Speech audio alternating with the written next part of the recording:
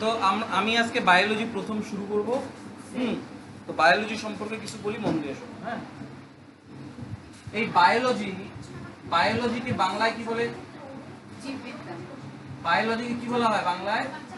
বলা যায় জীববিদ্যা। হ্যাঁ, এই জীববিদ্যা মানে কি? এই জীববিদ্যার মধ্যে জীব কাদের বলা হয়? প্রাণীদেরও জীব বলা হয়, উদ্ভিদদেরও জীব বলা হয়। যাদের জীবন আছে তারাই জীব, হ্যাঁ না? এই বায়োলজি এই বায়োলজি কথাটা সবার প্রথম কে ব্যবহার করে বলতে পারবা? বায়োলজি কথাটা সবার প্রথম, এই বায়োলজি টার্মসটা সবার প্রথম কে ব্যবহার করে? ল্যামার্ক, বিজ্ঞানী ল্যামার্ক। ল্যামার্ক আরেকটা কে? ট্রেভিরেনাস, হ্যাঁ না? তাহলে কি বললাম? বায়োলজি, জীববিদ্যা, এই বায়োলজি কথাটা সবার প্রথম কে ব্যবহার করে? ল্যামার্ক এবং ট্রেভিরেনাস। ঠিক আছে তো?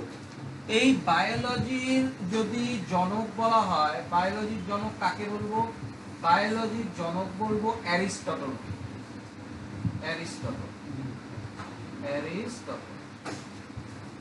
বুঝলো? আমি খুব ছোট ছোট করে বলবো, যেগুলা আসার সেইটুকুই বলবো। এই বায়োলজিকে তিনটা ভাগে ভাগ করা হয়। তিনটা ভাগে ভাগ করা হয়। একটা কি? মাইক্রোবায়োলজি।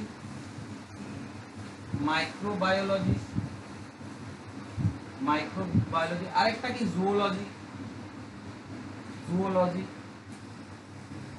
আরেকটা কি? বোটানি। বোটানি,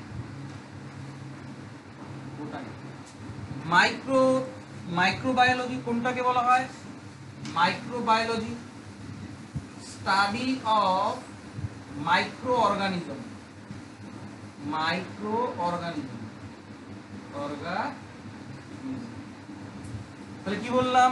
বায়োলজিকে তিনটা ভাগে ভাগ করা হয়। একটা হচ্ছিল মাইক্রোবায়োলজি, আরেকটা জুওলজি, আর একটা বোটানি। মাইক্রোবায়োলজিতে কি বলা হয়? Micro of study of micro organism, মানে ছোট ছোট জীব সম্পর্কে পড়ানো হয়, মানে ইউনিসেলুলার যেগুলা তাদের সম্পর্কে বলা হয় মাইক্রোবায়োলজি। যদি বলে এই মাইক্রোবায়োলজির জনক বা ফাদারকে, মাইক্রোবায়োলজির জনক বা ফাদার কে হবে বলো দেখি? হবে লিউয়েন হক। লিউয়েন হক। আর যদি বলে জুওলজি কি? জুওলজি কি পড়ানো হয়? Study of animal. অ্যানিমাল মানে কি? প্রাণী বা জন্তু, যেমন মানুষ, জন্তু, এই এদের সম্পর্কে যেখানে পড়ানো হবে সেটাকে বলা হয় জুওলজি। যদি বলা হয় এই জুওলজির জনককে, জুওলজির জনককে, জুওলজির জনক মনে রাখবা অ্যারিস্টটল। Aristotle, Aristotle, Aristotle. আর বোটানি কি? বোটানি কাকে বলবো? Study of plants. এই বোটানির জনক কাকে বলা হয়? বোটানির জনক কাকে বলা হয়? কাকে বলা হয়? থেওফ্রস্টাস। বোটানির জনককে থেওফ্রস্টাস। মনে থাকবে এইটুকু। তাহলে এতক্ষণ পর্যন্ত কি শিখলাম? বায়োলজি কথাটার অর্থ কি? জীববিদ্যা। এই বায়োলজি টার্মসটা সবার প্রথম কে ব্যবহার করে? বিজ্ঞানী ল্যামার্ক এবং ট্রেভিরেনাস। এই বায়োলজির জনককে অ্যারিস্টটল। বায়োলজি কয়টা ভাগে ভাগ করা হয়? তিনটা ভাগে ভাগ করা হয়। তিনটা ভাগ কি কি? মাইক্রোবায়োলজি, জুওলজি আর একটা বোটানি। মাইক্রোবায়োলজিতে কি পড়ানো হয়? মাইক্রো অর্গানিজম সম্পর্কে বলা হয়। এর জনক কাকে বলা হয়? লিউয়েন হক। আর জুওলজির জনককে অ্যারিস্টটল। জুওলজিতে কি সম্পর্কে বিদ্যা? প্রাণী সম্পর্কে। আর বোটানিতে কি? উদ্ভিদ সম্পর্কে। বোটানির জনককে থেওফ্রস্টাস। ঠিক আছে? এরকম আরো কিছু কিছু জনক আছে, যেমন যদি তোমাদেরকে বলে, মেডিসিনের জনককে, মেডিসিনের জনককে, মেডিসিনের জনক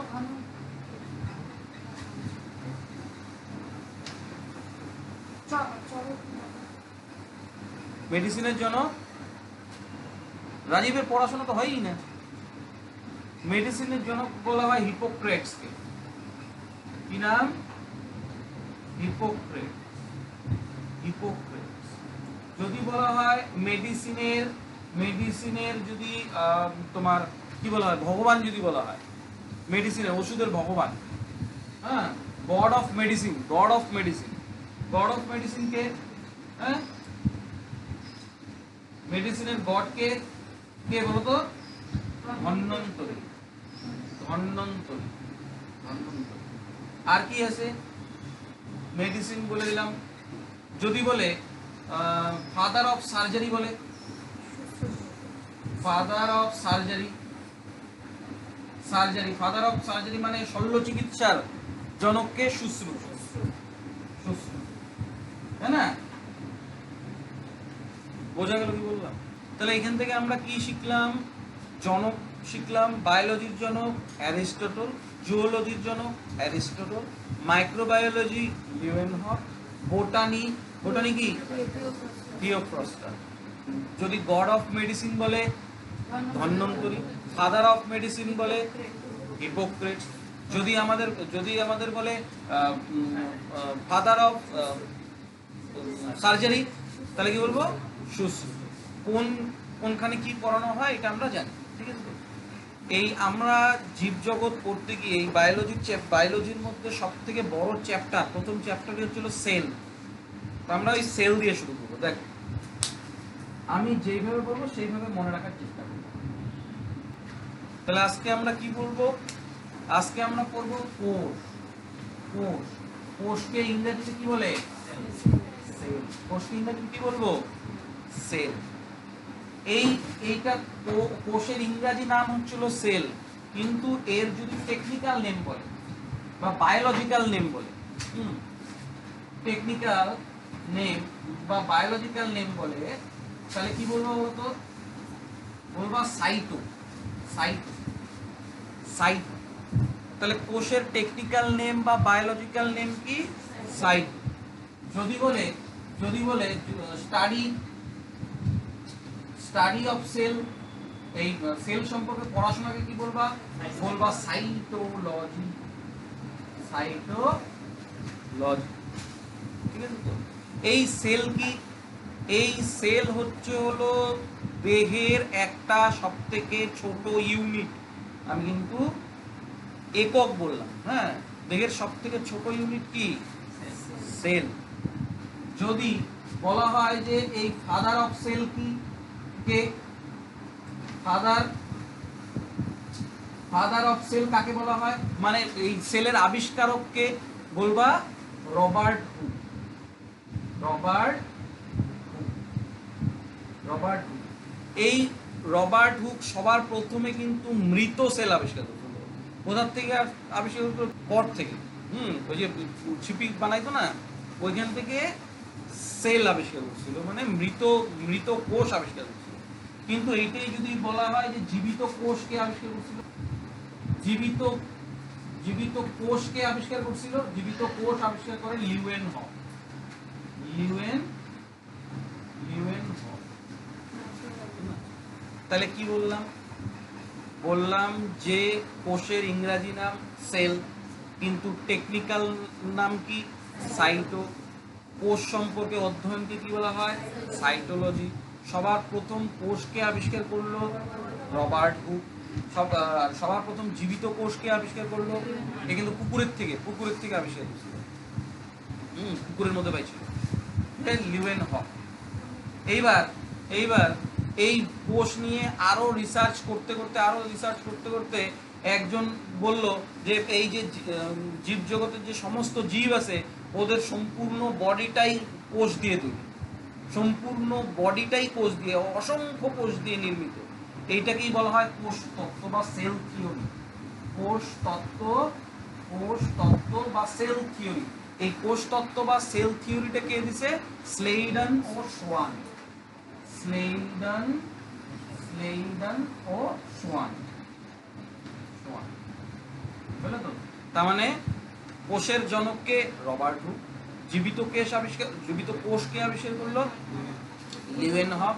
আর কোষতত্ত্ব মানে কি, সম্পূর্ণ বডিটাই সেল দ্বারা নির্মিত, এটা কে বললো? স্লেইডেন ও শোয়ান। বুঝলো?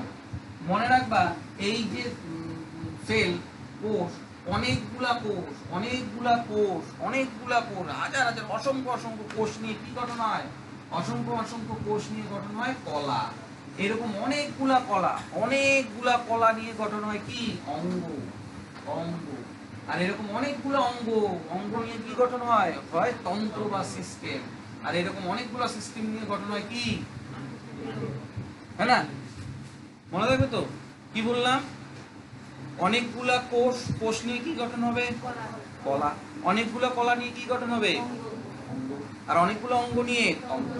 অনেকগুলা তন্ত্র নিয়ে হলো। এইবার এই কোষ থেকে দুই ধরনের প্রশ্ন হইতে পারে।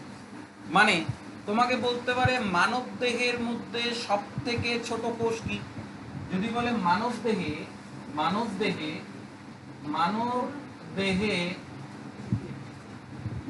দেহে সব থেকে ছোট কোষ, মানব দেহে সব থেকে ছোট কোষ যদি বলে তাহলে কি হবে বলো দেখি? স্পার্ম বা শুক্রাণু। আর যদি বলে মানব দেহে সব থেকে বড় কোষ, সেটা কি? ডিম্বাণু। মানে ছেলেদের স্পার্ম হচ্ছে হলো মানব দেহের সব থেকে ছোট কোষ, আর মেয়েদের ডিম্বাণু হচ্ছে হলো মানব দেহের সব থেকে বৃহত্তম। হলো? আবার এখানে আরেকটা প্রশ্ন জিজ্ঞাসা করতে পারে, বড় আর লম্বার মধ্যে কিন্তু তফাৎ আছে। হ্যাঁ, এই যদি বলে মানব দেহের দীর্ঘতম কোষ, মানে দীর্ঘ কোষ কি? বলবা স্নায়ু কোষ। এটা কই পাওয়া যায় বলতে পারবা? নিউরন। হ্যাঁ না? তাহলে কি বললাম? মানব দেহের বড় কোষ ডিম্বাণু, ছোট কোষ শুক্রাণু, আর দীর্ঘতম কোষ কি?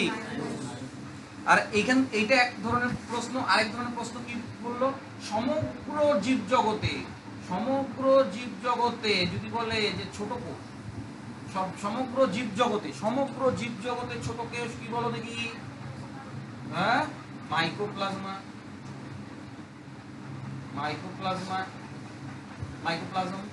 জীবদেহের সব থেকে ছোট কোষ মাইক্রোপ্লাজম। আর যদি বলে বড় কোষ কি? উট পাখির ডিম। এটা হচ্ছে সব থেকে বড় সেল। আর যদি বলে সব থেকে দীর্ঘতম জীবজগতের সেল কোনটা? রেমি গাছের তন্তু। ঠিক আছে তো? মনে থাকবে দুই ধরনের প্রশ্ন আসে। যদি বলে জীবজগতে সব থেকে ছোট সেল মাইক্রোপ্লাজমা, আর যদি বলে জীবজগতে সব থেকে বড় সেল পাখির ডিম, আর দীর্ঘতম সেল রেমি গাছের তন্তু। আর যদি বলে মানব দেহে সব থেকে ছোট শুক্রাণু, বড় ডিম্বাণু, আর দীর্ঘ। তো এইটা তো সেল সম্পর্কে ছোট বড় কি কি বললাম। এবার আমরা সেলের অঙ্গ সম্পর্কে বলবো। সেলের মধ্যে কি কি পাওয়া যায়, একটা কোষে কি কি পাওয়া যায়, তাদের কাজ কি সেটা বলবো। হ্যাঁ,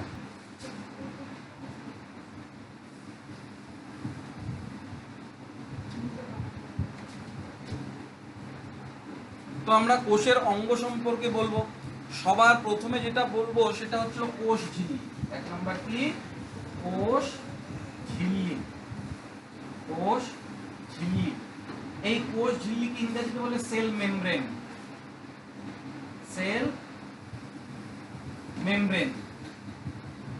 মেমব্রেন বা কোষ ঝিল্লি। এই কোষ ঝিল্লিটা কি জিনিস? আমি সাধারণভাবে একটা উদাহরণ দেই। দেখো, আমি যদি অনেকগুলা জিনিস একটা থলির মধ্যে নেই তাহলে আমাদের প্লাস্টিক লাগে না? হ্যাঁ, এই কোষের মধ্যে এই কোষ ঝিল্লিটা হচ্ছে হলো ওই প্লাস্টিকটা। বুঝতে পারলাম কোষ ঝিল্লি কোনটা? এই কোষের মধ্যে অনেকগুলো অঙ্গ আছে, সবগুলো অঙ্গ যেটার মধ্যে রাখবো সেটাকেই বলা হয় কোষ ঝিল্লি। হ্যাঁ না? এইটা তার মানে কি? ধরো এই যে এটা কি?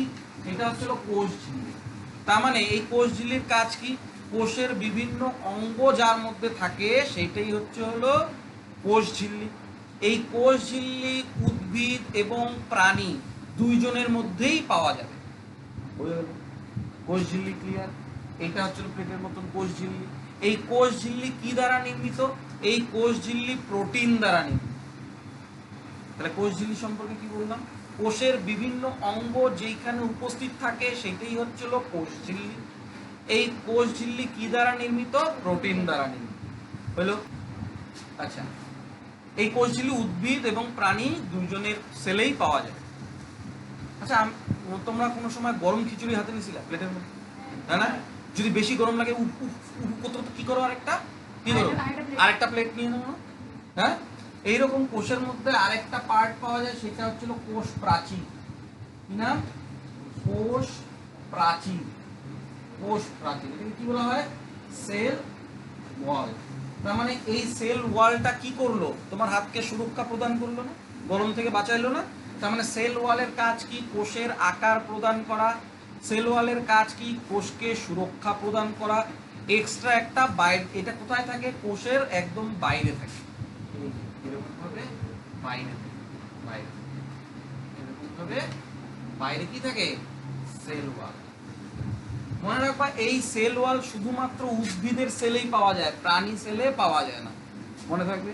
কিন্তু কোষ ঝিল্লি কোথায় পাওয়া যেত? উদ্ভিদেও পাওয়া যেত, প্রাণীতেও পাওয়া যেত। কিন্তু কোষ প্রাচীর শুধুমাত্র উদ্ভিদ সেলে পাওয়া যাবে। এই কোষ প্রাচীর কি দ্বারা নির্মিত? কোষ প্রাচীর সেলুলোজ দ্বারা নির্মিত, সেলুলোজ। আর কোষ ঝিল্লি কি দ্বারা ছিল? প্রোটিন। আর এই সেল ওয়ালটা সেলুলোজ দ্বারা নির্মিত। এই জন্য পরীক্ষায় যদি এরকম প্রশ্ন আসে যে যেহেতু সেল ওয়াল গাছে পাওয়া যায়, তার মানে গাছ থেকে উৎপাদিত বিভিন্ন বস্তুর মেইন উপাদানই, মেইন কম্পোনেন্টই হচ্ছিল সেলুলোজ। যেমন কি কাগজের মেইন উপাদান কি? কাগজ কোথা থেকে হয়? গাছের থেকে হয়। মেইন উপাদান কি হবে? সেলুলোজ। ক্লিয়ার তো? হ্যাঁ, তাহলে কোষ প্রাচীর সেলুলোজ দ্বারা নির্মিত। আচ্ছা, এই কোষ প্রাচীর যেমন উদ্ভিদের কোষে পাওয়া যায়, ঠিক একই রকম ভাবে ব্যাকটেরিয়াতেও পাওয়া যায়। ব্যাকটেরিয়াতেও পাওয়া যায়। ব্যাকটেরিয়াতে যে কোষ প্রাচীর পাওয়া যায় সেটাকে কি বলা হয়? পেপটিডোগ্লাইকেন। পেপটিডোগ্লাইকেন। হ্যাঁ, শৈবালেরও পাওয়া যায়। এই শৈবালের কোষ প্রাচীরের উপাদান হচ্ছিল সেলুলোজ। আর ছত্রাকেরও পাওয়া যায়। ছত্রাকের সেল ওয়াল কি দ্বারা নির্মিত? কাইটিন। তাহলে দুইটাও অঙ্গ পড়লাম। সবার প্রথমে কি পড়লাম? কোষ ঝিল্লি। এই কোষ ঝিল্লির মধ্যে কোষের বিভিন্ন অঙ্গ উপস্থিত থাকে। কোষ প্রাচীর কোষকে এক্সট্রা সিকিউরিটি দেওয়ার জন্য হয়। এইটা শুধুমাত্র উদ্ভিদ সেলেই পাওয়া যায়। এইটা সেলুলোজ দ্বারা নির্মিত। ঠিক একই রকম ভাবে আমি তো বলছিলাম প্রাণী দেহে পাওয়া যায় না, কিন্তু উদ্ভিদের সাথে সাথে শৈবালেরও পাওয়া যায়। শৈবালেরও কোষ প্রাচীরের উপাদান সেলুলোজ। ব্যাকটেরিয়ার যে কোষ প্রাচীর সেইটার উপাদান কি? পেপটিডোগ্লাইকেন। আর ছত্রাকের কি? হয়ে গেল। ক্লিয়ার? এরপরে একটা উপাদান বলি। এর পরের উপাদান হচ্ছিল মাইটোকন্ড্রিয়া।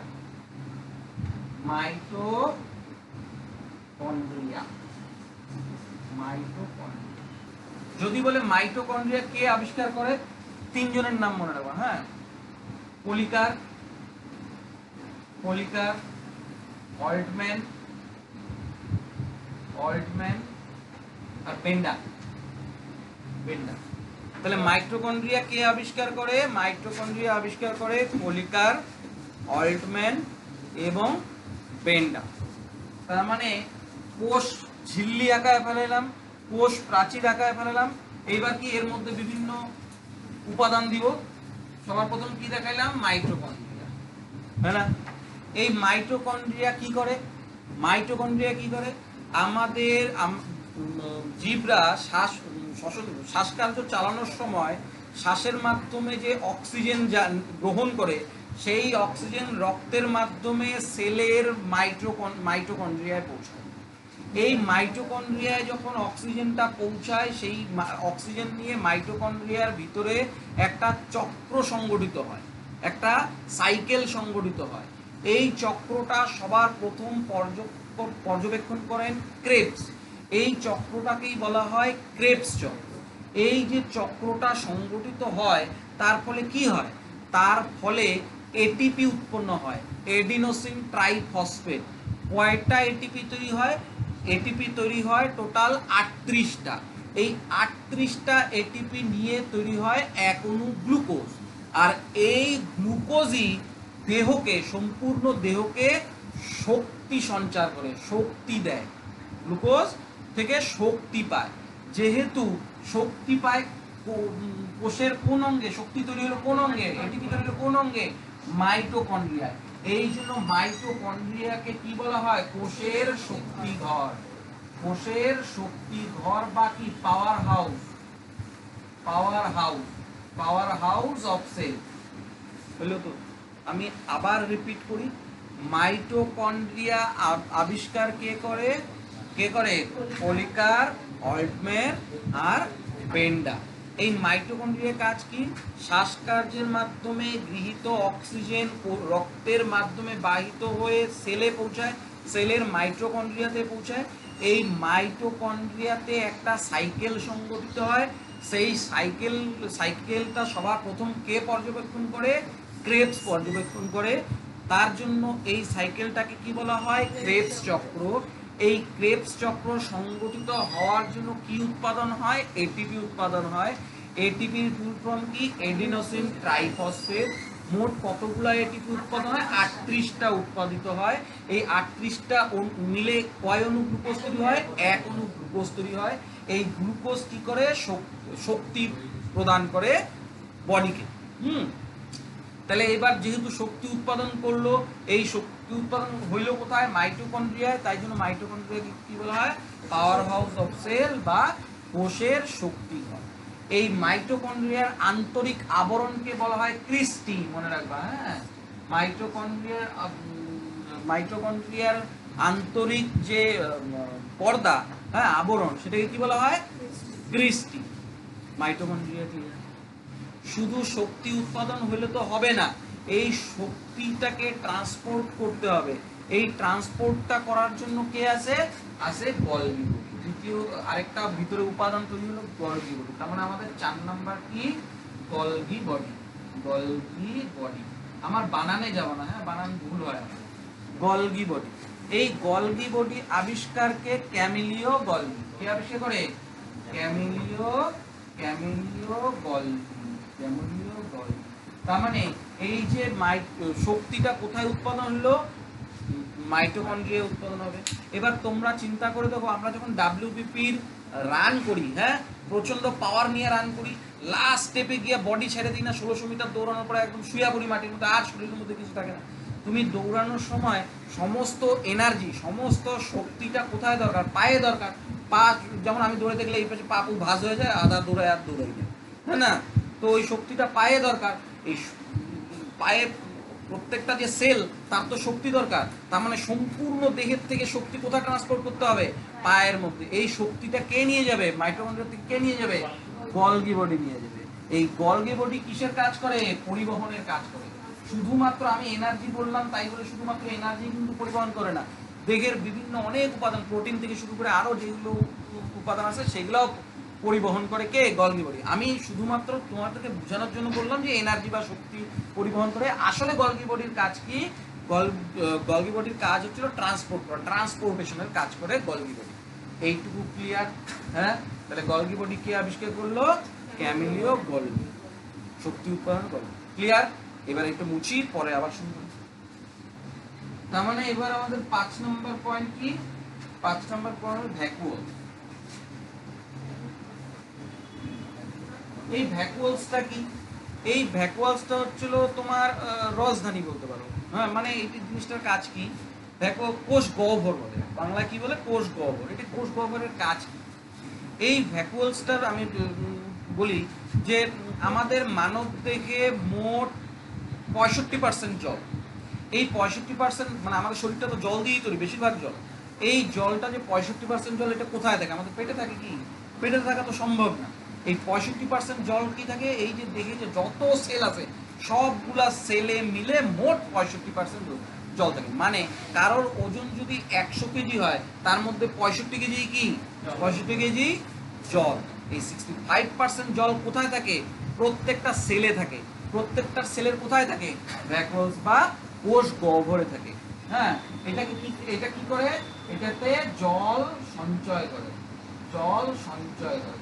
মনে রাখবা এই সেলগুলোতে জল যদি কমে যায় তাহলে তোমার পিপাসা পাবে, আর প্রয়োজনের তুলনায় অনেক বেশি কমে গেলে তুমি মরে যাবে।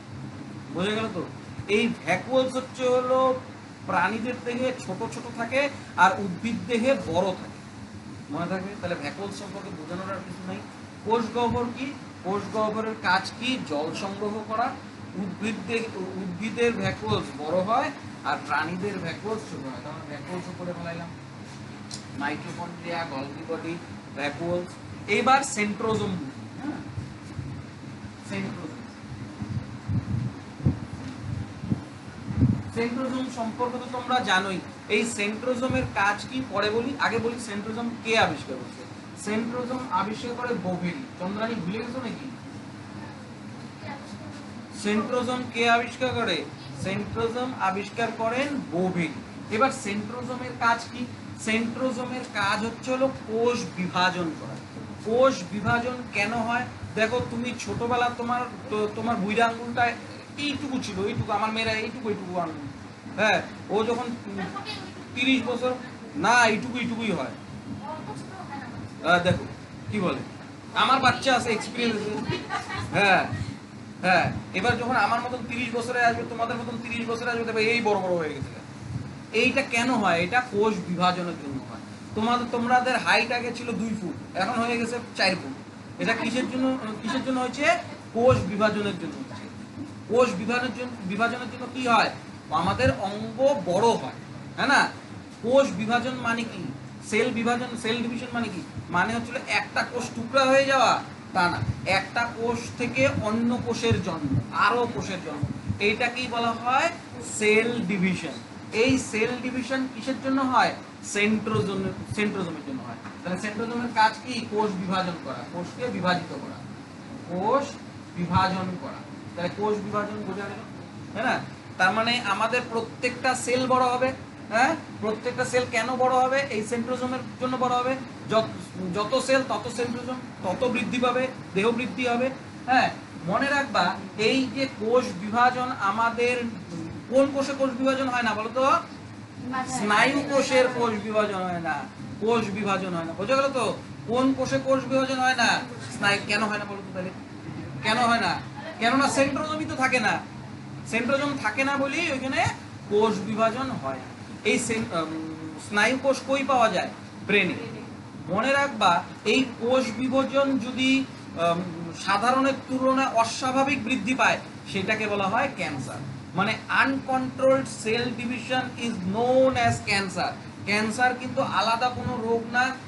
সব থেকে ক্যান্সার হচ্ছিল সব থেকে, আমি তোমাদের একটা এক্সট্রা নলেজ দিই, যেটা আমি ওই টিভিতে ওই খবর টবরে শুনছি, সেটাই বলি।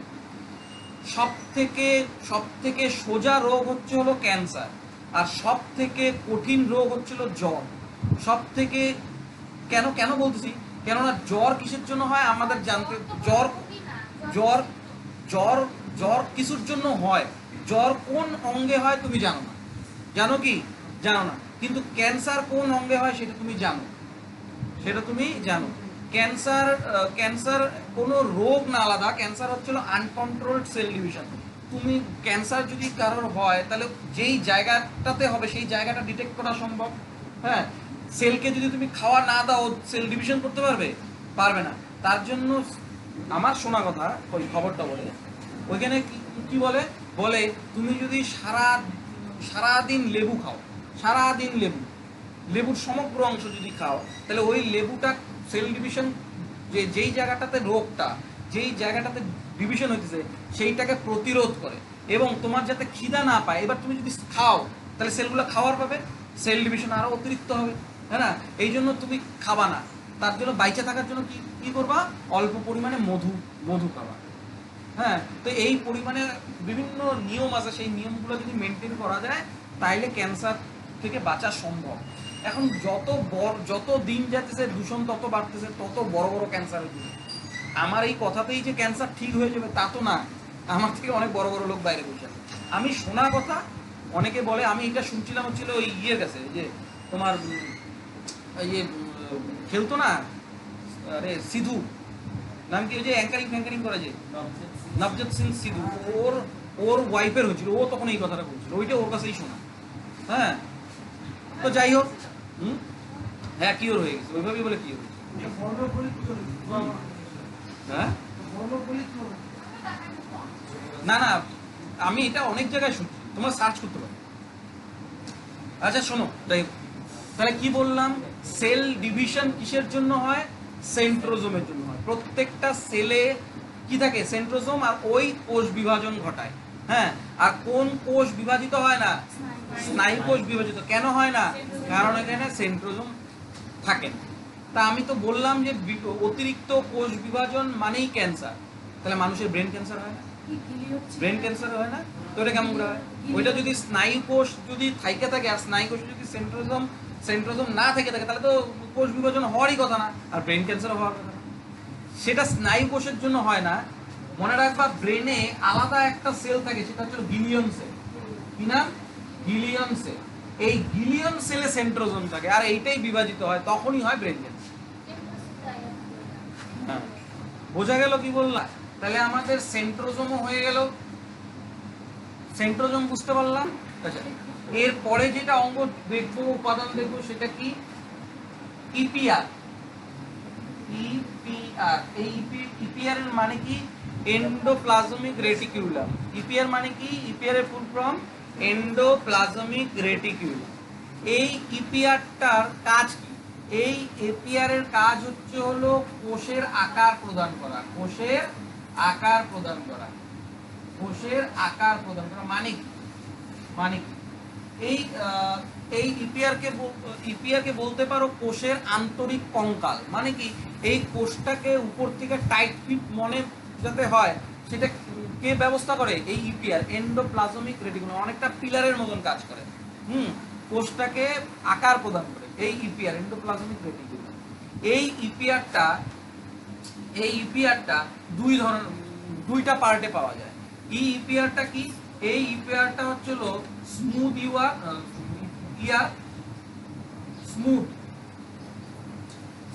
ইয়ার এন্ডোপ্লাজমিক রেটিকুলাম লিখলাম। আরেকটা কি? রাফ ইয়ার। দুই ভাবে পাওয়া যায়। হ্যাঁ, এই স্মুথ ইয়ারের কাজ কি? এই স্মুথ ইয়ারটা হচ্ছিল ফ্যাট তৈরি করে। চিপচিপার জন্যই তো স্মুথ হয়। আর রাফ ইয়ারটা কি? এই রাফ ইয়ারটা প্রোটিন উৎপাদন করে। দেখো, এই যে আমি কথাটা লিখলাম, এটা আধা সত্যি। প্রোটিন উৎপাদন করে, এটা আধা সত্যি। অ্যাকচুয়ালি এ সরাসরি, এই যে রাফ ইয়ারটা, এটা সরাসরি প্রোটিন উৎপাদন করে না। তাহলে কি হয়? এই যে এইটা তো পিছলা, কেননা এখানে ফ্যাট বা তেল আছে, তার জন্য তো এটা পিছলা। আর রাফ ইয়ারটা খুরদুরা, খরখরা। কেন খরখরা? কেননা এইখানে রাইবোজোম থাকে। কে থাকে? রাইবোজোম থাকে। আর ওই রাইবোজোমটা তৈরি করে প্রোটিন। এই রাফ এন্ডোপ্লাজমিক রেটিকুলাম সরাসরি প্রোটিন উৎপাদন করে না।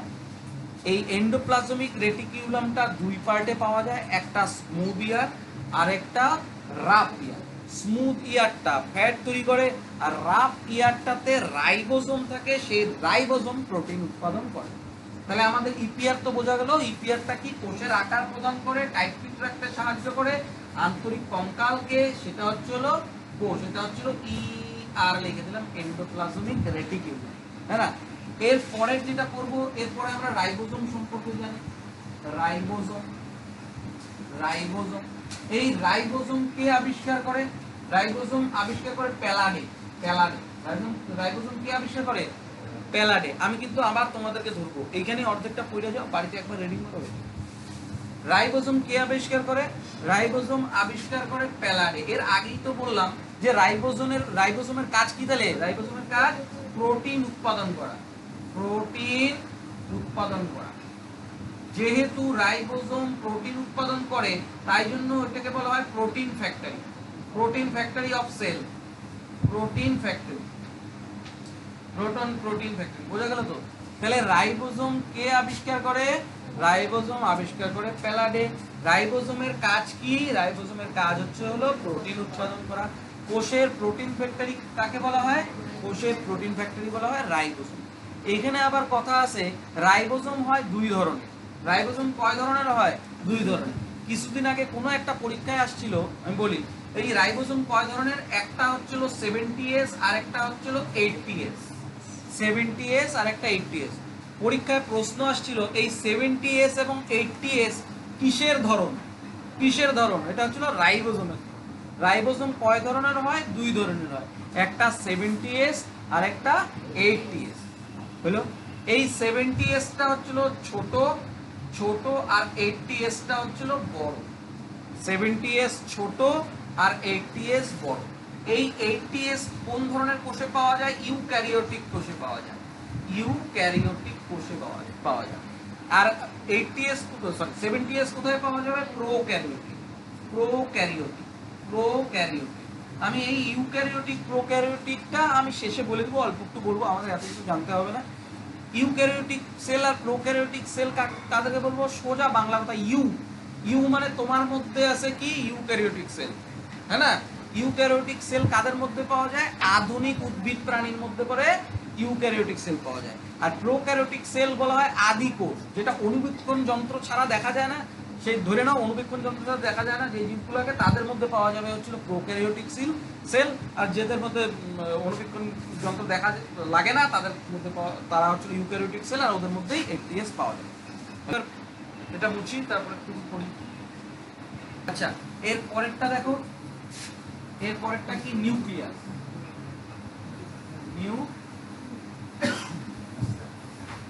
নিউক্লিয়াস। এই নিউক্লিয়াস কি? এই নিউক্লিয়াস কে আবিষ্কার করে? নিউক্লিয়াস আবিষ্কার করে রবার্ট ব্রাউন।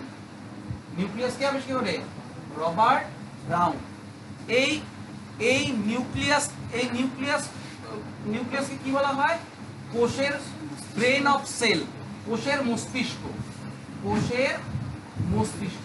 আচ্ছা, একে তো এমনি এমনি কোষের মস্তিষ্ক বলা হয় না। কেন কেন একে ব্রেন অফ সেল বলা হয়? কারণ এই নিউক্লিয়াস সম্পূর্ণ যে আলাদা আলাদা অঙ্গগুলো আছে প্রত্যেককে নিয়ন্ত্রণ করে কে? নিউক্লিয়াস। এই নিউক্লিয়াসে 80% প্রোটিন পাওয়া যায়, 80% প্রোটিন পাওয়া যায়। এই নিউক্লিয়াসের ভিতরে কি পাওয়া যাবে? ক্রোমোজোম পাওয়া যাবে। এর ভিতরে কি পাওয়া যাবে? ক্রোমোজোম। ক্রোমোজোম। আর ক্রোমোজোমের ভিতরে কি পাওয়া যাবে? ডিএনএ। ক্রোমোজোমের ভিতরে কি পাওয়া যাবে? ডিএনএ। ডিএনএ, নাকি না? তাহলে কি বললাম? ব্রেন অফ সেল কাকে বলা হয়? নিউক্লিয়াসকে বলা হয়। নিউক্লিয়াসের আবিষ্কারক কে? Robert brown. এই নিউক্লিয়াসের কাজ কি? কোষের যে বিভিন্ন অঙ্গগুলো আছে সবাইকে নিয়ন্ত্রণ করা নিউক্লিয়াসের কাজ। এই মাইটোকন্ড্রিয়ার কাজ কি? শক্তি উৎপাদন করা। সেইটা ঠিক মতন করতেছে কিনা কে দেখবে? নিউক্লিয়াস দেখবে। গলগি বডির কাজ কি? পরিবহন করা। ঠিক মতন পরিবহন করতেছে কিনা, নাকি এনবিএসটিসির মতন পয়সা মারতেছে, সেটা দেখবে কে? নিউক্লিয়াস দেখবে। ভ্যাকুয়ালসের কাজ কি? জল সংগ্রহ করা। সেই কাজটা করতেছে কিনা কে দেখবে? নিউক্লিয়াস দেখবে। এই নিউক্লিয়াস 80% প্রোটিন দ্বারা নির্মিত। নিউক্লিয়াসের ভিতরে কি পাওয়া যায়? ক্রোমোজোম পাওয়া যায়। ক্রোমোজোমের ভিতরে ডিএনএ পাওয়া যায়। ক্লিয়ার? নিউক্লিয়াস হয়ে যাব। এর পরের অঙ্কটা দেখি, সেটা হচ্ছে লাইসোজোম। Lysosome, lysosome. এই লাইসোজোমের কাজ কি? এই লাইসোজোম কে আবিষ্কার করে? লাইসোজোম আবিষ্কার করে ডি ডুবে। লাইসোজোম কে আবিষ্কার করে? লাইসোজোম আবিষ্কার করে ডি ডুবে। এই লাইসোজোমের কাজ কি? লাইসোজোমের কাজ হচ্ছিল কোষের সমস্ত নোংরা ফোংরাকে পরিষ্কার করা, পরিষ্কার করা, পরিষ্কার করা। এই লাইসোজোমের কি থাকে? হাইড্রোলাইটিক এনজাইম থাকে। হাইড্রোলাইটিক এনজাইম থাকে। এই হাইড্রোলাইটিক এনজাইম দিয়ে কি করে? কিভাবে সেলটাকে পরিষ্কার করে? ধরো নিউক্লিয়াস কোষ নিতে গেল মাইটোকন্ড্রিয়ার কাছে, মাইটোকন্ড্রিয়া কি হলো? আজকে তুই শক্তি উৎপাদন করতেছিস না, বলে যে আমার ইচ্ছা নেই। ও গিয়ে কাকে বলে? লাইসোজোমকে বলে। লাইসোজোম মাইটোকন্ড্রিয়ার কাছে যাবে, মাইটোকন্ড্রিয়া জিজ্ঞেস কাজ করতেছিস না কেন, বলে যে আজকে আমার মুড নেই। ও কি করবে? এর মধ্যে হাইড্রোলাইটিক, পেটের ভিতরে হাইড্রোলাইটিক এনজাইম আছে, ওর গায়ে ছিটাই দিবে, মাইটোকন্ড্রিয়া পরিষ্কার হয়ে যাবে। মাইটোকন্ড্রিয়া থাকবে, যার যার কাজের মন নাই তার গায়ে হাইড্রোলাইটিক এনজাইম ছিটাই দিবে, বাস ও পরিষ্কার হয়ে যাবে। এই জন্য লাইসোজোমের কাজ কি? কোষকে পরিষ্কার পরিচ্ছন্ন রাখা। ঠিক আছে তো? এবার কি করে? লাইসোজোমের উপরে রাগ করে এরা সবাই আন্দোলন ঘোষণা করে কি বলে নিউক্লিয়াসকে, আমরা আজকে কাজ না করতে, কাজ করবো না আজকে আমরা। তখন লাইসোজোম প্রচন্ড রাগ হয়ে যায়, লাইসোজোম কি করে, কাজ করবি না, করবি না কাজ, কি করলো, লাইসোজোম নিজেকে ফাটায় দেয়, ফাটায় দিয়ে সবার গায়ে হাইড্রোলাইটিক এনজাইম ছিটায় দেয়, সেল মরে যায়, ওই সেলটা নষ্ট হয়ে যায়। এই জন্য লাইসোজোমকে কি বলা হয়, সুইসাইডাল ব্যাগ, আত্মঘাতী স্থলী, আত্মঘাতী বলে তো। সুইসাইডাল ব্যাগ অফ সেল কাকে বলা হয়, লাইসোজোমকে। তাহলে লাইসোজোম আবিষ্কার কে করলো, ডি ডুবে। আর আত্মঘাতী থলি কেন বলা হয়, কেননা ও কোষ পরিষ্কার পরিচ্ছন্ন রাখে, এই জন্য লাইসোজোমকে আত্মঘাতী থলি। আচ্ছা, এবার চিন্তা করে দেখো RBC, red blood cell. Red blood cell তো তোমার একটা কোষ, তাহলে রেড ব্লাড সেলে কি লাইসোজোম পাওয়া যায়, পাওয়া যায় না। রেড ব্লাড সেলে লাইসোজোম পাওয়া যায় না। ও কি হয়, ওর আয়ু কয় দিন, 120 দিন। 120 দিন পরে তো ও মারবেই। তাহলে তোমার শরীরে যদি রক্ত, মরা রক্ত ঘুরতে থাকে, তুমি কি বাইচে থাকবা, তা তো না। এর প্যাটার্ন আবার আলাদা। এই 120 দিন পরে এই রেড ব্লাড সেলগুলো চলে যায় স্প্লিন বা প্লিহাতে, ওইখানে গিয়া মৃত্যুবরণ করে। এই জন্য স্প্লিন বা প্লিহাকে বলা হয় গ্রেভিয়ার্ড অফ আরবিসি। মনে থাকবে, আমি এর আগে পড়াইছিলাম সেন্ট্রোজোম, স্নায়ু কোষে সেন্ট্রোজোম ছিল না। আরবিসি, আরবিসিতে কি লাইসোজোম থাকে, লাইসোজোম থাকে না। তাহলে ওর মৃত্যু কিভাবে ঘটে, স্প্লিন বা প্লিহাতে। এই স্প্লিন বা প্লিহাতে মৃত্যু ঘটে দেখে আরবিসির মৃত্যু ঘটে দেখে ওকে কি বলা হয়, গ্রেভিয়ার্ড, মানে রক্তের কবরস্থান বলা হয় স্প্লিন বা প্লিহাতে। লাইসোজোম হয়ে গেল। এইবার দেখো, এইবার যেটা করবো সেটা হচ্ছে প্রোটোপ্লাজম। প্রোটোপ্লাজম ভালো করে বোঝো। এই প্রোটোপ্লাজমটা কি, এই প্রোটোপ্লাজমটা একটা তরল টাইপের, প্রোটোপ্লাজমটা একটা ভারী তরল টাইপের। হ্যাঁ, এই প্রোটোপ্লাজম আবিষ্কার কে করলো, পার্কিনজি বা পুরকিনজি গুলি লেখা। হ্যাঁ, পার্কিনজি। তাহলে প্রোটোপ্লাজমের আবিষ্কারককে পার্কিনজি। এই প্রোটোপ্লাজমের কাজ কি, এই যে বিভিন্ন ফাঁকা ফাঁকা জায়গাগুলো দেখতে পাচ্ছ না, এইগুলা এই প্রোটোপ্লাজম দিয়ে ভরা থাকে। এইগুলা প্রত্যেকটা প্রোটোপ্লাজম দিয়ে ভরা থাকে, যাতে একটার সঙ্গে আরেকটা ধাক্কা ধাক্কি না লাগা, যাতে ফাইটা না যায়। মানে এবার যদি এটার সঙ্গে এটা ধাক্কা ধাক্কি, লাইসোজোম 2 দিন পর কাটতে থাকবে, আর 2 দিন পর আত্মঘাতী থলি হইতে থাকবে, সবাইকে মারতে থাকবে। এটা কি ঠিক হবে কারোর জন্য? তার জন্য এইটাকে আটকানোর জন্য কি করলো, সম্পূর্ণ সেলের মধ্যে একটা তরল পাওয়া যায়, সেটাকে বলা হয় প্রোটোপ্লাজম। এইটা আবিষ্কার করলো কে, আবিষ্কার করলো পার্কিনজি। এইটা হচ্ছিল আলাদা ব্যাপার, ভালো করে বলবো। এই প্রোটোপ্লাজম 2 জায়গায় পাওয়া যেতে পারে, 2 জায়গায় পাওয়া যেতে পারে। একটা হচ্ছে হলো সেল বা কোষে পাওয়া যেতে পারে, কোষে পাওয়া যেতে পারে। আর একটা কোথায় পাওয়া যেতে পারে, নিউক্লিয়াসে পাওয়া যেতে পারে, নিউক্লিয়াসে পাওয়া যেতে পারে। নিউক্লিয়াস কোনটা, এই যে নিউক্লিয়াস, এর ভিতরে পাওয়া যেতে পারে। যদি এই প্রোটোপ্লাজমটা যদি কোষের ভিতরে পাওয়া যায়, তাকে ওকে বলবা, কোষের টেকনিক্যাল নাম কি, সাইটো, তার মানে ওকে বলবা সাইটোপ্লাজম, সাইটোপ্লাজম। যদি নিউক্লিয়াসে পাওয়া যায় তাহলে কি বলবা, নিউক্লিওপ্লাজম। আর এই নিউক্লিওপ্লাজম আর সাইটোপ্লাজমকে একসাথে কি বলবা, প্রোটোপ্লাজম। বোঝা গেল তো? যদি বলে সেলের ভিতরে কি পাওয়া যায়, সাইটোপ্লাজম, আর নিউক্লিয়াসের ভিতরে সাইটোপ্লাজম আর নিউক্লিওপ্লাজম মিলে আয়া প্রোটোপ্লাজম। তাহলে প্রোটোপ্লাজম হয়ে গেল। প্রোটোপ্লাজম করে দিলাম। প্রোটোপ্লাজমের কাজ কি, ওই সেলটাকে ফোলা রাখা, মানে ভরাট রাখা, যাতে একজন আরেকজনের সঙ্গে ধাক্কা ধাক্কি না লাগে। প্রোটোপ্লাজম হয়ে গেল।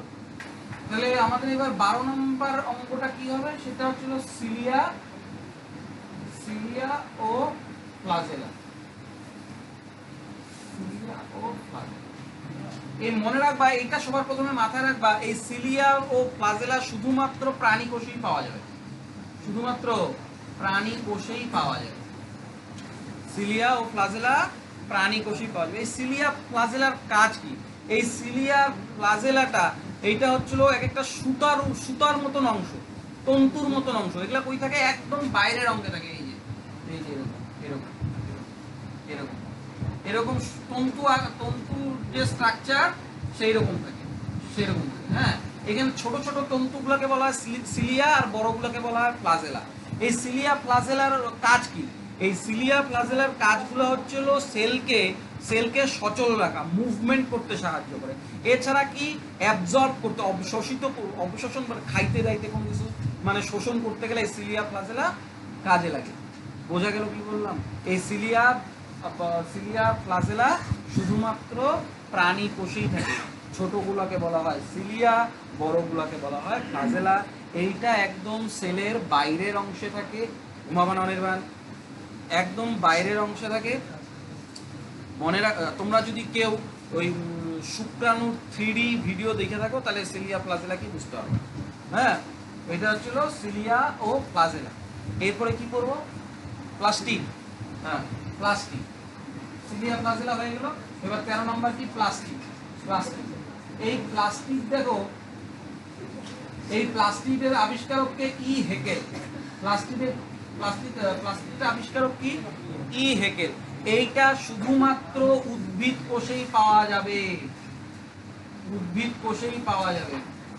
হ্যাঁ, এই প্লাস্টিক যদি প্রাণী কোষে পাওয়া যাইতো তাহলে আমাদেরও কালার হয়তো দীপাবলির মতন, টুনিবালগুলোর মতো লাল নীল সবুজ, হয় না? তাহলে এই প্লাস্টিকটা কি? এই প্লাস্টিকটা হচ্ছিল এক ধরনের রঙ্গ, বা সোজা বাংলা কথায় বলতে পারো রং। এটা শুধুমাত্র উদ্ভিদ কোষেই পাওয়া যায়। প্লাস্টিকের আবিষ্কারককে ই হেকেল। এই প্লাস্টিক 3 ধরনের হয়। একটা কি? ক্লোরোপ্লাস্ট,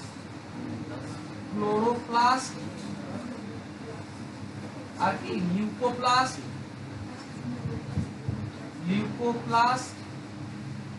আর একটা কি? ক্রোমোপ্লাস্ট।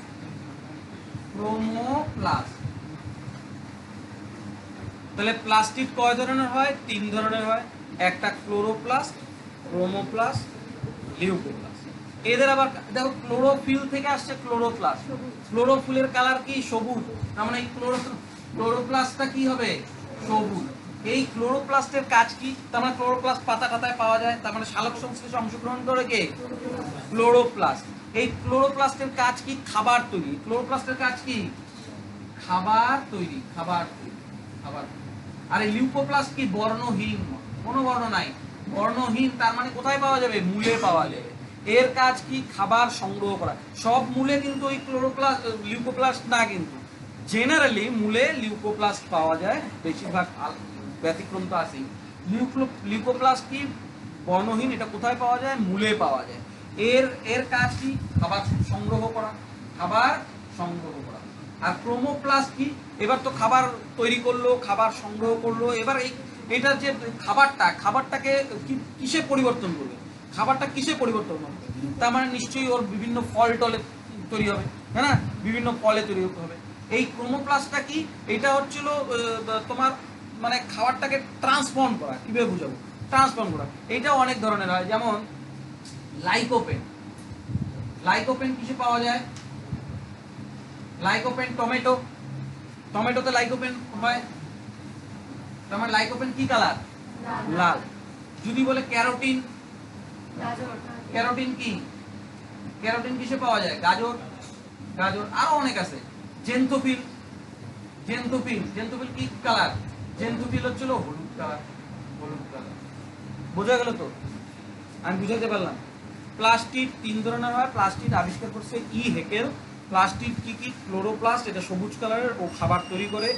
লিউকোপ্লাস্ট কি? খাবার সঞ্চয় করে, বর্ণহীন, মূলে থাকে। আর খাবারটা যে ও তৈরি করলো সেটা ট্রান্সফর্ম কিসে কিছু হয়? ফল টল বিভিন্ন কিছুতে হয়। হ্যাঁ, সেটা কি? সেটাকে বলা হয় ক্রোমোপ্লাস্ট। এটা লাল কালারের যে ক্রোমোপ্লাস্ট তাকে বলা হয় লাইকোপেন। আর হলুদ কালারের যেটা সেটাকে বলা হয় জেন্থোফিল। আর যেটা ক্যারোটিন সেটা গাজরে থাকে, সেটা হচ্ছে কালার কি? কমলা। এটা কি? ক্যারোটিন। হইলো তো? তাহলে প্লাস্টিকও হয়ে গেল। এইবার বাকি কি থাকলো? ক্রোমোজোম।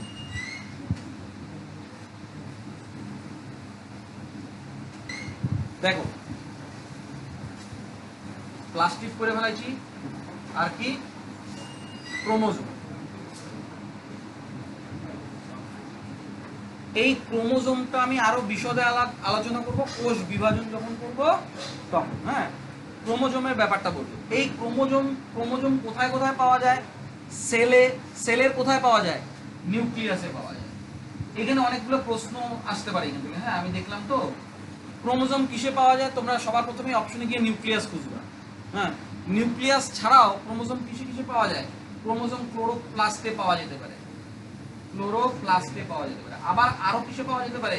মাইটোকন্ড্রিয়াতেও পাওয়া যেতে পারে। এটা মনে রাখবা কিন্তু ইম্পর্টেন্ট, তাই না? তাহলে ক্রোমোজোম কিসে কিসে পাওয়া যেতে পারে? Nucleus, chloroplast, mitochondria. এরকম স্ট্রাকচারটাকে কি বলা হয়? ক্রোমোজোম হয়, হ্যাঁ না? এই যে আমাদের যে মানব দেহ আছে, এই মানব দেহের নিউক্লিয়াস ফাটাইলে পরে কি পাবা? ক্রোমোজোম পাবা। নিউক্লিয়াস ফাটাইলে পরে কি পাবা? ক্রোমোজোম পাবা। ক্রোমোজোম কয়টা পাবা? 46টা পাবা, অথবা 23 জোড়া পাবা, 23 জোড়া পাবা, তাই না? তাহলে ওই এই যে ক্রোমোজোমটা কই পাবা? নিউক্লিয়াসের ভিতরে পাবা। কতগুলো পাবা? 46টা। তা আমি এখানে 23 জোড়া কেন লিখলাম? 23 জোড়া কেন লিখলাম? দেখবা আমাদের সম্পূর্ণ বডিটা সিমেট্রিক, মানে সবকিছু জোড়ায় জোড়ায় আছে। দুইটা কান, নাকের ফুটা দুইটা, হ্যাঁ না? ঠোঁট দেখো দুইটা, চোখ দেখো দুইটা, হ্যাঁ না? দুইটা হাত, দুইটা পা। এবার ভিতরে যাও, লাংস দুইটা, কিডনি দুইটা, হ্যাঁ না? সবকিছু দুইটা দুইটা। তার জন্যই আমাদের ক্রোমোজোমও ওই জোড়াতে বলা থাকে যে 23 জোড়া, হ্যাঁ না? এইবার পুরুষ আর স্ত্রীর ব্যাপার আছে। এই এই শোনো, এই ক্রোমোজোমের কি, এই ক্রোমোজোমটা কি? ক্রোমোজোম ফাটাইলে পরে ডিএনএ বা আরএনএ পাবা। ডিএনএ আরএনএ, ক্রোমোজোম ফাটাইলে ডিএনএ আরএনএ পাবা, জিন পাবা। এই ডিএনএ আরএনএর মধ্যে বংশের সমস্ত ধারা ডিটেইলসে লেখা থাকে। মানে কে কালা হবে ওইখান থেকে হবে, ওইখানে লেখা আছে, ওইখানে ইনফরমেশন দেওয়া আছে। যখনই প্রোডাক্ট ডেলিভারি হবে তখন কালা হলে ওইটা কোথায় ছিল? ওই ডিএনএর মধ্যে লেখা ছিল। কালা হবে, ধলা হবে, সমস্ত কিছু কই থাকবে? ওই ডিএনএ আরএনএ থাকবে। দেখবা ছাঙ্গুর হবে, ওইটা কোথায় লেখা থাকবে? যার 6টা আঙ্গুর, হ্যাঁ, তো ওইখানে কোথায় হবে? ডিএনএ তে লেখা আছে। হ্যাঁ, বোঝা গেল তো? তো কে ছেলে হবে, কে মেয়ে হবে, সমস্ত কিছু কোথায় লেখা? ওই যে ক্রোমোজোম, ডিএনএ, ওইটার উপরেই সমস্ত তথ্য উপরওয়ালা দিয়ে রাখে। আচ্ছা, এবার এই যে মানে পুরুষদের দেহ আর স্ত্রী দেহের মধ্যে ঘটনাটা কি হয়? পুরুষদের শরীরে, এই পুরুষদের শরীরে 46টা বললাম না? এই 46টার মধ্যে দুইটা আলাদা হয়।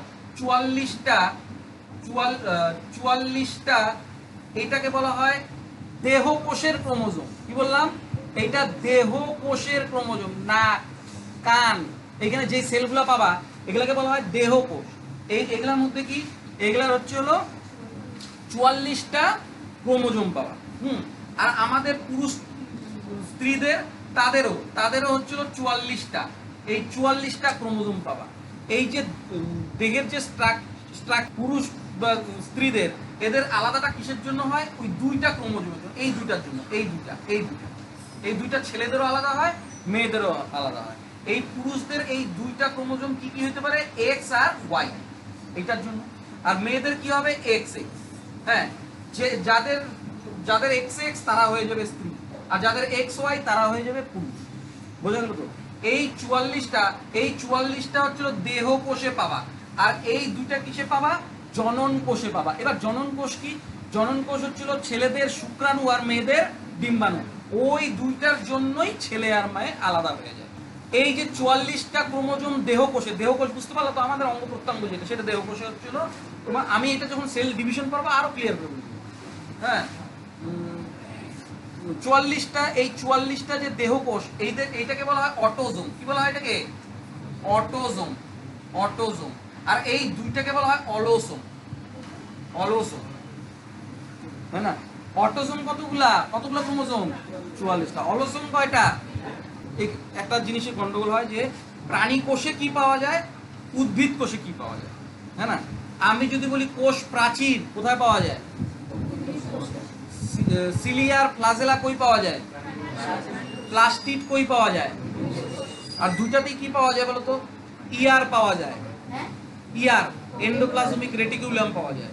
কি পাওয়া যায়? নিউক্লিয়াস পাওয়া যায়। দুইটাতেই নিউক্লিয়াস পাওয়া যায়। মাইটোকন্ড্রিয়া একটাতে বেশি, একটাতে কম, তবু। আচ্ছা, যেমন সেন্ট্রোজোম কই পাওয়া যায়? উদ্ভিদ কোষ না প্রাণী কোষ? সেন্ট্রোজোম কই পাওয়া যায়? সেন্ট্রোজোম প্রাণী কোষে পাওয়া যায়। উদ্ভিদ কোষে সেন্ট্রোজোম পাওয়া যায় না। তাহলে ওদের কোষ বিভাজন কেমন করে হয়? ওদের আছে ভাজক কলা। ওদের কি আছে? ওদের ভাজক কলা দিয়ে ওই কাজটা হয়। আচ্ছা, এবার যদি বলে পুষ্টি, যদি বলে প্রাণী কোষে পুষ্টিটা কি বলা হয়? হেটেরোটাইপিক। আর উদ্ভিদ কোষে পুষ্টিটা কি বলা হয়? হলোজয়িক।